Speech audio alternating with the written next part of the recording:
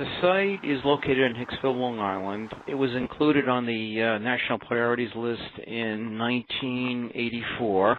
The owner of the Ruco facility, which is Glen Springs Holding, has been issued administrative orders by the agency. The vinyl chloride and some other solvents got into the ground and groundwater at the Ruco site, and that happened during the operation of the site. It was operated from 1945 till 1990 sometime. They disposed of the waste material in sumps on the facility. So they would just dispose right into the ground like a leach pit, and that went into the soil and then went right into the groundwater. PCBs aren't really that soluble and don't get into the groundwater that readily. What's in the groundwater is vinyl chloride, which is another very bad chemical. It produces cancer, and that is in the groundwater in unsafe levels. As far as consumption of water, there isn't a threat because they get their water from the local water authority.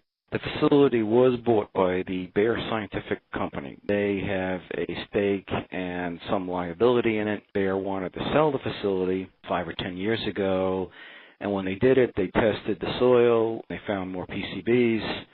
So there was another cleanup that was done under the State Hazardous Waste Corrective Action Program. The quicker you act on something, the better, because once something, a contaminant, is released into the ground, unless you address it right away, it spreads and spreads and spreads and becomes more and more difficult to clean up.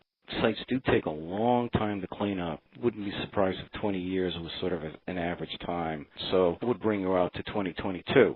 The 3 remedies that EPA selected for the site have been constructed, completed. We are in the process of issuing a preliminary closeout report for the site. A final closeout report won't be happening for a few more years since we need to wait for the groundwater to be treated to an acceptable level.